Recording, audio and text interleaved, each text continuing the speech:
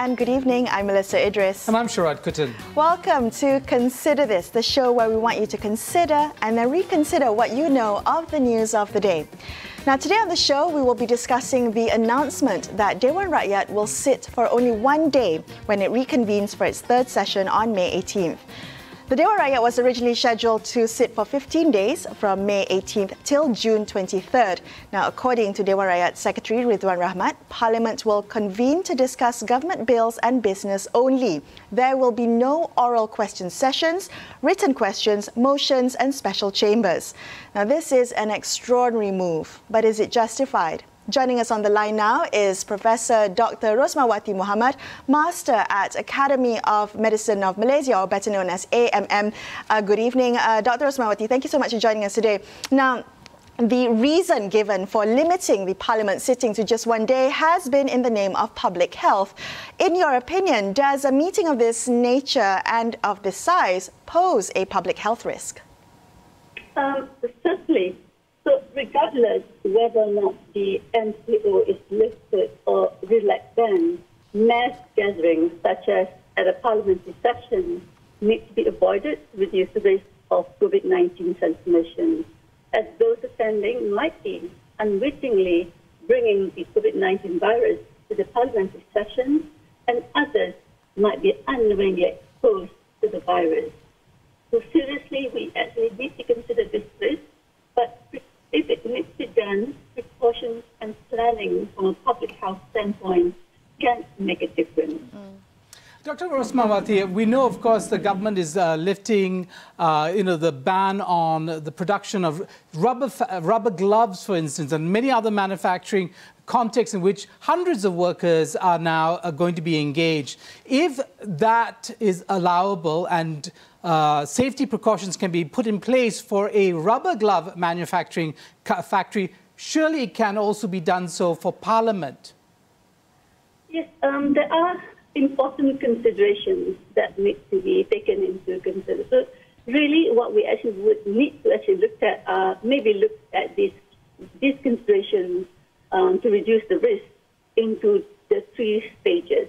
So one is before the parliamentary session itself, and second is on the day of the parliamentary session, and thirdly, also after the meeting. So the first thing we need to consider before the parliamentary session is to really ask this important question, whether or not a face-to-face parliamentary session is really necessary. Could it be replaced by a video conference or even an e-parliamentary session? And secondly, if a face-to-face session is needed, could the session be scaled down in terms of the number of participants, perhaps no secretaries, no PAs or advisors, so that fewer people will be in attendance? Now, MPs and conveners must also be advised in advance not to attend if they have any symptoms of feeling unwell.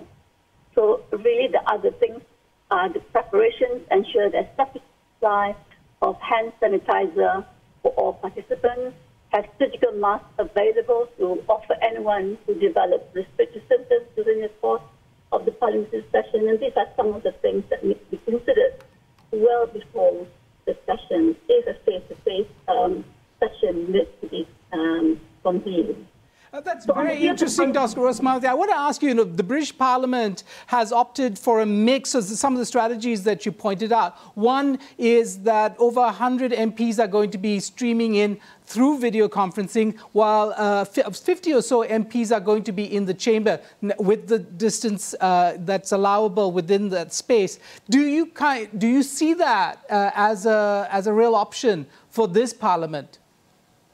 Well, if the consideration has already been actually taken into account that it doesn't have to be face-to-face, why not make it a lot more widespread? I mean, really minimize the people gathering at the Parliament itself. So on the day of the Parliament session, those who are present must really observe social distancing at all times. And there should be constant reminder to practice ways of greeting each other without touching, encourage regular hand washing, and really must display dispensers of hand sanitizers prominently around the venue so people will get used to this. And of course, and if the people need to be there physically, then a sitting arrangement needs to be favorable. It has to be at least 1 meter apart, and there must be adequate ventilation, open windows and doors whenever possible. Okay, well, that's all very great practical advice. Thank you so much for sharing those with us. Dr. Rosmawati, appreciate your time tonight. Now, we're going to take a quick break, but in just a few minutes, we'll hear from Datuk Seri Anwar Ibrahim. Stay tuned to consider this.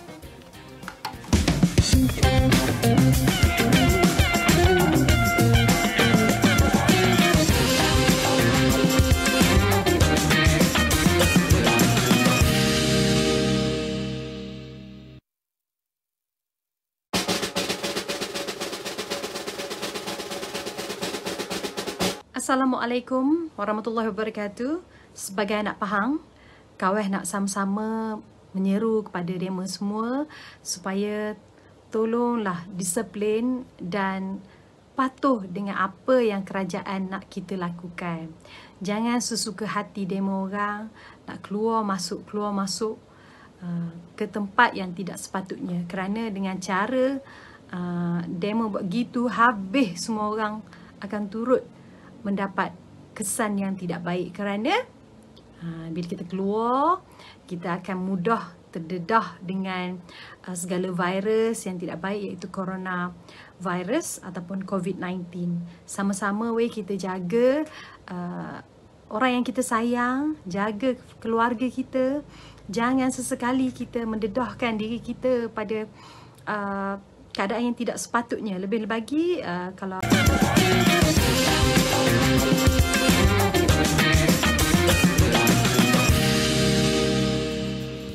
Hello, if you've just joined us, you're watching Consider This. I'm Melisa Idris, with me, Sharaad Kuttan. Last Friday, Dewan Rakyat Secretary Ridwan Rahmat informed lawmakers that the first parliamentary meeting of the year will last only for a single day. Is this enough to provide a check and balance of the government in their management of the COVID-19 pandemic? Joining us on the line now, we have the leader of the biggest opposition bloc, Datuk Seri Anwar Ibrahim, president of the Parti Keadilan Rakyat, or PKR. Thank you so much for joining us on the show tonight. Now, the announcement that Dewan Rakyat will sit for only one day came after your 45-minute meeting with Prime Minister Tan Sri Muhyiddin Yassin last week. Are you surprised at this unprecedented move to limit Parliament to a single day, considering that you had met with the Prime Minister just days before? I'm not surprised because Tan Sri Muhyiddin did express his views concerning the need to convene a parliamentary meeting. I did raise strong reservations because the plan was then just to allow for the king to declare open, and then the whole session will be, the debate will continue in sometime in July. To me, and I expressed to him, it does not make sense. If you are able to convene a meeting, have a debate. You can't have it 5 days, you can have it 2 days. And Parliament must be effective.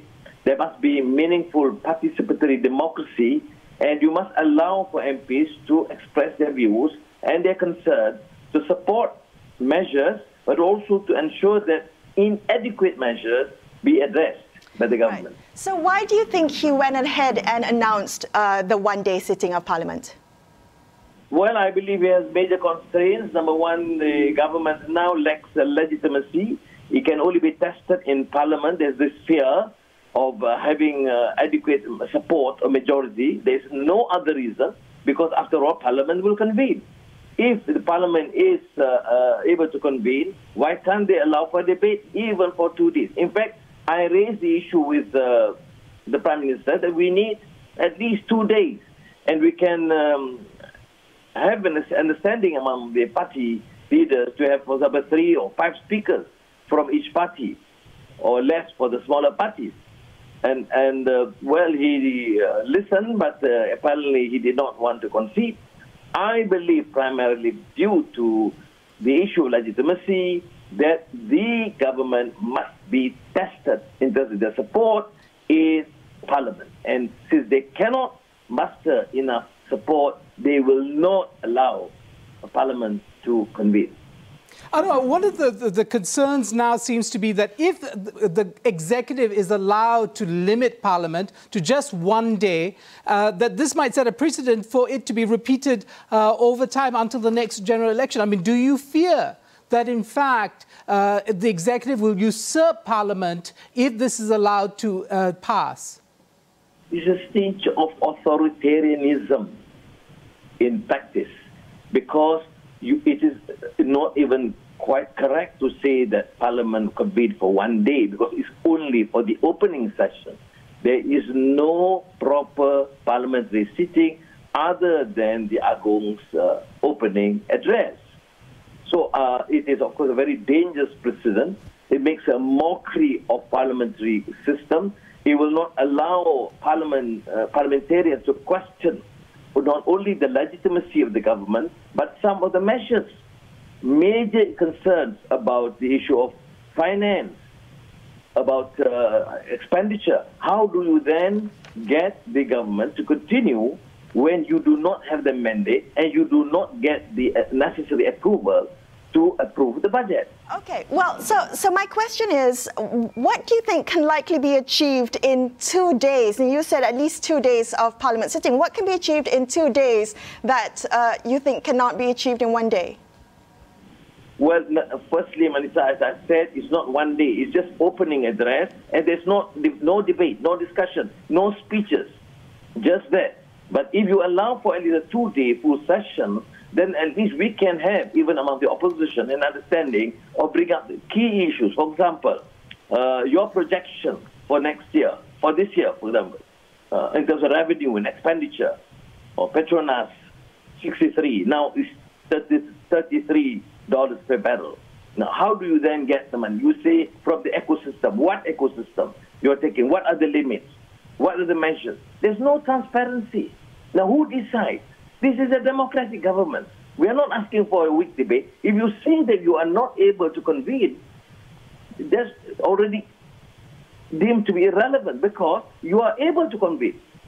The only reason why you cannot extend it to 1 full day or 2 days to allow for a debate, because you are concerned or worried about the issue of legitimacy.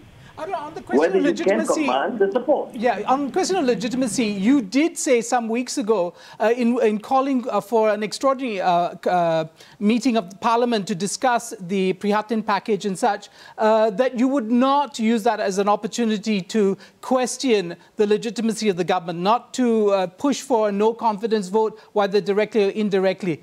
Do you still stand by that?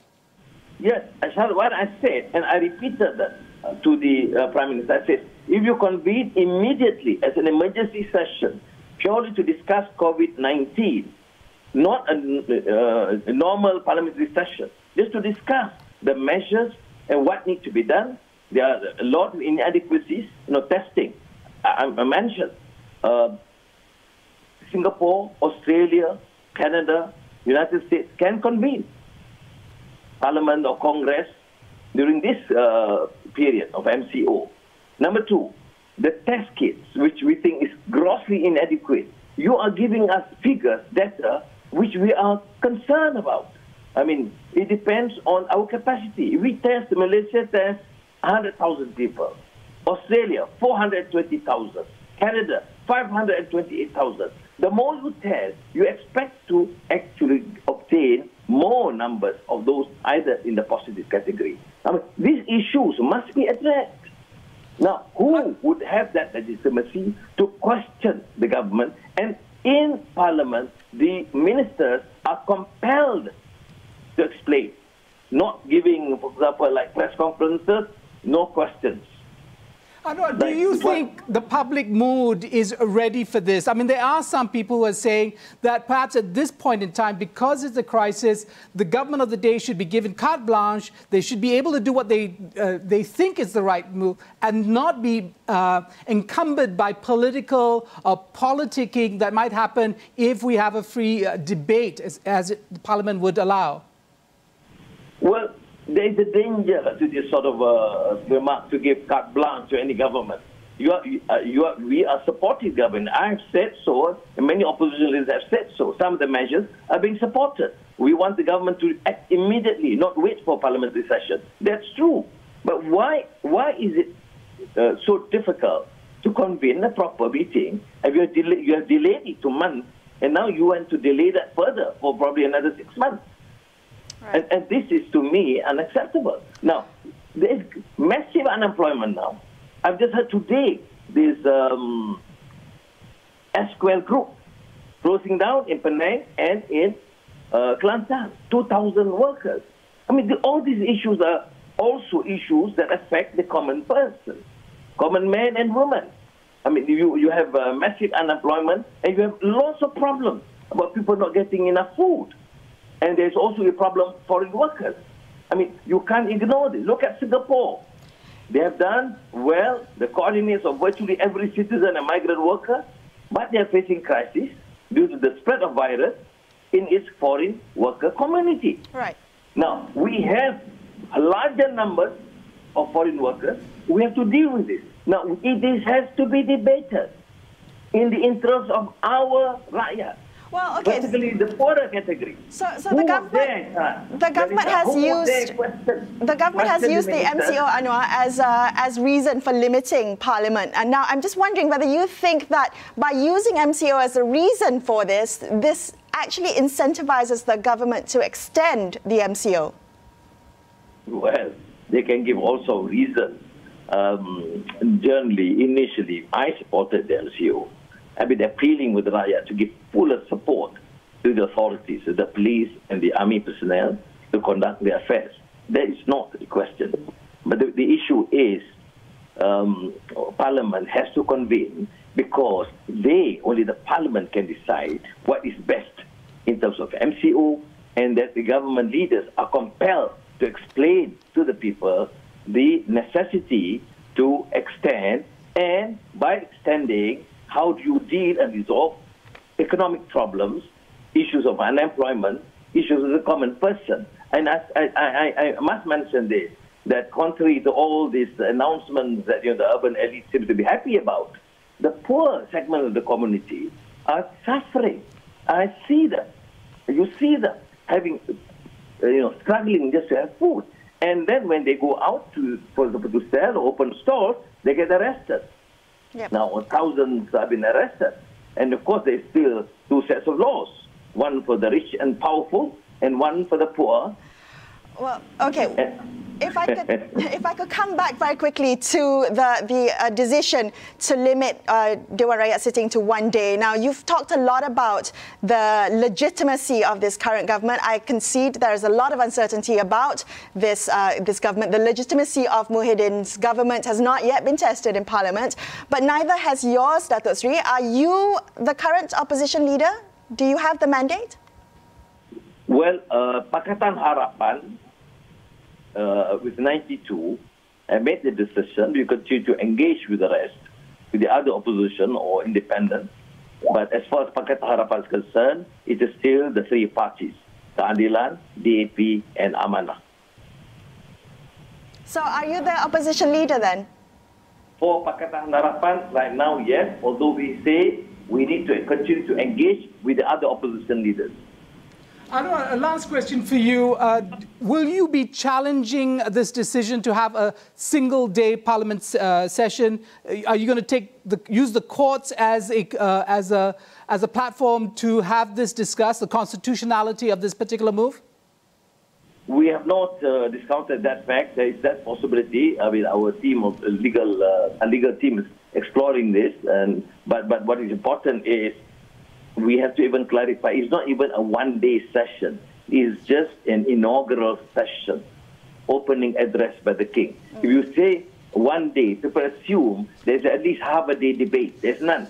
After the speech by the King, and I assume some supplementary bills to be mentioned for the first reading, and we will adjourn, sign a die. Or there's a possibility to debate in July. So you're saying only a few minutes? Through the court or Parliament or even outside, we will continue to demand that the public must have access information. There must be transparency, and the government, with all its limitations now, must be accountable.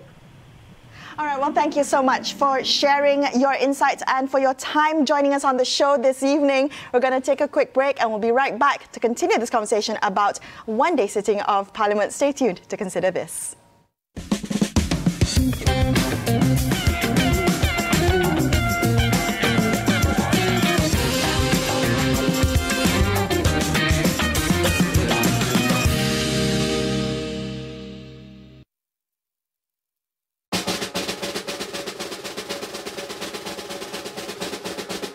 Assalamualaikum, nama teman Ayuh. Teman ingin menyeru kepada semua rakyat Malaysia, patuhilah arahan pihak kuasa, khususnya kepada demo yang menonton Astro AWANI ini. Duduk di rumah. Kecuali kalau nak keluar beli barang makan ke apa ke, ada hal-hal mustahak, keluar. Tapi seorang, ketua keluarga je. Jangan panik dan sentiasalah ikuti perkembangan semasa daripada channel-channel yang betul. Berita-berita yang sah. Faham? Dan duduk di rumah tu pula jangan gatal tangan. Nak menaik benda yang bukan. Mulalah keluarkan viral cerita yang tak ada. Dibuat-buat. Itu bahaya. Itu rosak namanya. Jadi tak pasal-pasal hara pula apa negara kita ni. Itu je lah teman nak ceritakan, nak beritahu pada semua. Dan teman doakan semoga rakyat Malaysia ini semua dilindungi oleh Allah SWT daripada zombie-zombie.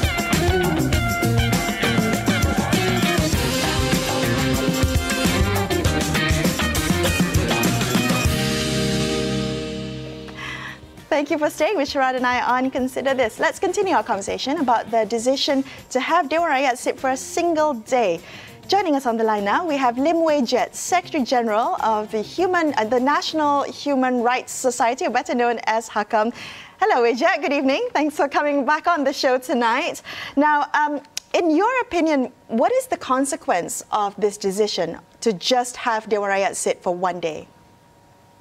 Well, if you look at the facts in totality, that there's only a one-day sitting and there's questions on the legitimacy of the government, and that there will be no debate on that particular day, and there will only be a royal address, then there is a case to be made that it may be unconstitutional or unlawful, because the end result of what is being achieved is that the executive and government is seeking to prevent itself from being held accountable at the legislature, or try to prevent its confidence from being tested at the legislature.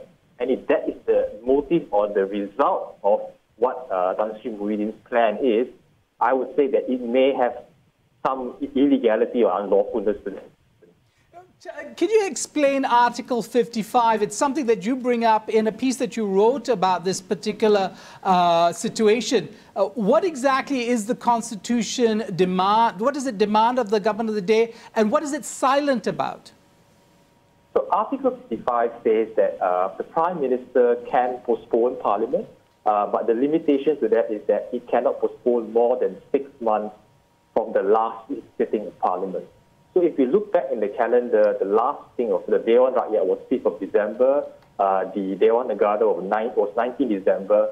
So if we count 6 months, the government needs to convene Parliament at the latest by 19th of June 2019. And that is probably the only reason why the government decides to fix a Parliament sitting on the 18th of May, purely to very barely comply with the technicalities of Article 55, without a very meaningful, accountable and transparent parliamentary debate, which is demanded by the Constitution. Because at the end of the day, we are a constitutional democracy. The executive cannot rule by executive fiat and expect itself to not be held to account in any way by the legislature for more than 6 months or up to 1 year. Right. So that is my concern. But wait, if it's legal, you say it's a technicality, but if they satisfy this on technical grounds, is that sufficient? If it was challenged in court, would the court say, well, the government of the day has satisfied the demands of the Constitution?